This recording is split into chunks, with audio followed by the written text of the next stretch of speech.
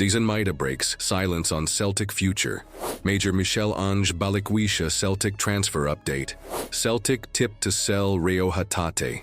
Celtic now eyeing move to sign Rogic-esque £1.5 million attacker for Rodgers. Better than Kvistgarden, Celtic could sign 23-goal sensation. Love the hoops? Then get subscribed right now. No fluff, no filters, just pure Celtic news first. Do not miss a thing. Right then, straight from the horse's mouth, Daizen Maeda, the tireless samurai of the left flank, has officially binned the transfer rumors and nailed his colors to the green and white mast once more. Despite whispers coming from Turkey, with Fenerbahce reportedly sniffing around like a seagull after chips, Maeda has made it crystal clear he is not going anywhere. The Japanese international, who arrived at Celtic Park from Yokohama F. Marinos back in 2022, says he is still buzzing to be part of the squad. And why would he not be? This is a player who does not just run, he sprints for 90 minutes, pressing defenders like he has got caffeine in his veins.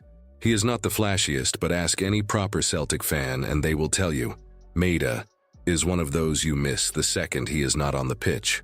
Both Brendan Rodgers and Ange Postecoglou have relied on his non-stop energy, clever movement, and, let us be honest, the kind of work ethic that would put your average gym rat to shame.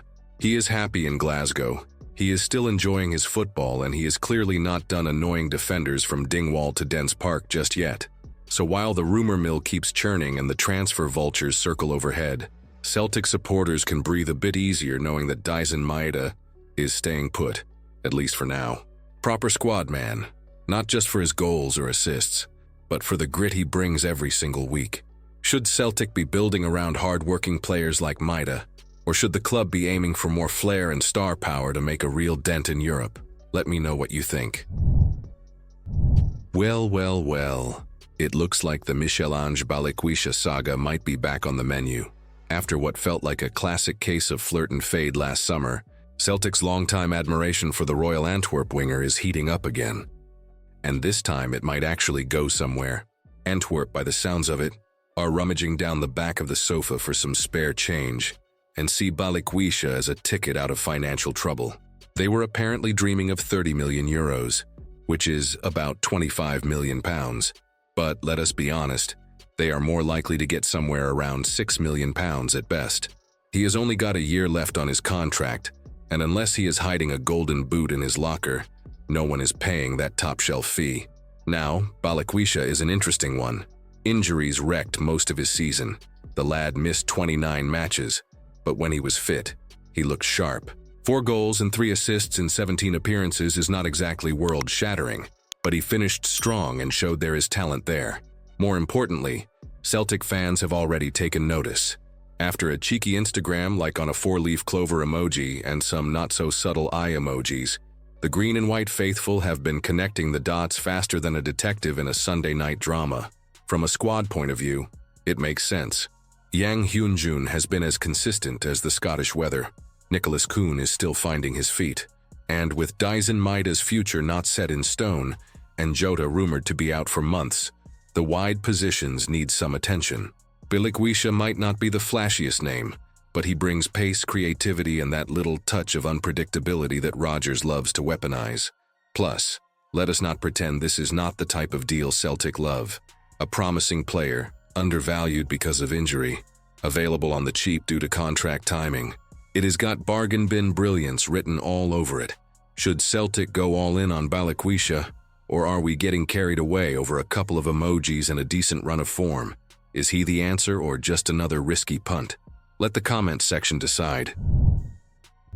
Right then, things are getting spicy in the midfield. Reo Hatate, the silk-footed samurai who glides through the middle of the park like he has got magnets in his boots, is now being eyed as potential cash flow. And according to Peter Grant, £10 million could be enough to make the Celtic board raise an eyebrow and pick up the phone. Let us get one thing straight. Hatate is under contract until 2028. That is not next season, that is 3 more years of magic passes, long-range belters, and the occasional "how did he see that" assist. So Celtic hold all the cards here. But as always, football is not just about love for the badge, is it? It is about timing, contracts, and of course bank balances. Peter Grant reckons £10 million is a fair price for a player who is 27, edging into what we are told is his prime. But let us have a moment of clarity. £10 million? That is pocket change in today's market, especially for someone who could boss a Champions League group stage match without breaking a sweat. This is a lad who makes the game look effortless when he is fit, and the only knock on him is that his injury record has been a bit hit and miss. But when he is on, he is one of the most complete midfielders in Scotland. Full stop. Now sure, if the right offer comes in, clubs have to consider it. We all know how that dance goes. But let us not forget, this is the same Reo Hatate who played a key role in Celtic's dominance and helped push the club forward in Europe. The idea of shipping him off for a fee that might not even get you a squad player in the English Championship seems, frankly, daft. The other thing is this: Brendan Rodgers is not daft. He knows exactly what Hatate brings: experience, creativity, tempo, and with a possible rebuild looming, chucking out one of the few players who can genuinely dictate a match feels more like a gamble than a plan. Would selling Hatate for £10 million show smart business sense from the board, or would it be a blatant case of undervaluing one of the most talented midfielders Celtic have had in years? Let us hear it in the comments. Is this savvy or just selling ourselves short? Here we go then. Another episode in the summer transfer theater that is Celtic's hunt for magic. And this one, comes with echoes of nostalgia. Brendan Rodgers is apparently on the lookout for a new Tom Rogic, and Swedish trickster Oskar Fallenius has popped up on the radar like a cheeky left-footed ghost of Parkhead past. Now, let us not get ahead of ourselves. Fallenius is not Rogic reborn, but the similarities are there. Right-footed, decent build at 5'11", a knack for finding space and creating havoc in the final third.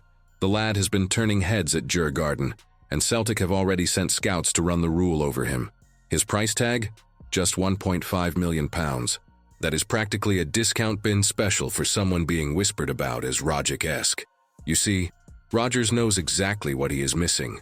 Rogic was not just another midfielder. He was the man for the moment. Big goals, late drama, Champions League composure. Celtic's current midfield has its moments, sure, but it is screaming for someone with that blend of technical wizardry and pure presence. Someone who can make defenders dizzy and stick one in the top corner, while everyone else is still catching their breath. Now, speaking of striking options, things get even more intriguing. Brøndby's Mathias Kvistgaarden smashed in 23 goals last season and has a hefty £10 million price tag slapped on his forehead. Impressive, yes, but is he worth that much in the Celtic system? It is a fair question when you compare him to a possible hidden gem in Youssef El Kachati. El Kachati, who has been tearing it up in the Dutch second division with Telstar, is about to become a free agent. He matched Kvistgaarden's tally with 23 goals of his own and added 6 assists for good measure. Better chance conversion, more dribbles, fewer misses, and all of that without costing a penny in transfer fees. That is the sort of market move that makes you look twice and nod in approval. So, it is shaping up to be a fascinating summer window. Rodgers wants a creative spark in midfield and a reliable finisher up front. Fallenius might be the bargain playmaker Celtic have been waiting for, and El Kachati could just be the shrewd bit of business to take the pressure off Kyogo. But now, over to you. Would you rather splash £10 million on a Danish striker with Superliga experience, or go full bargain hunter and take a punt on a free-scoring Dutch-Moroccan underdog who costs nothing? And here is the real question for the comments. Is chasing another Tom Rogic a bold plan to bring back the magic, or just a lazy attempt to recreate the past instead of building something new? Let me know what you think. If you enjoyed the video, make sure to subscribe so you never miss a beat from Celtic's wild ride. And do not forget to check out yesterday's video. It is absolutely explosive and you will want to see every second of it.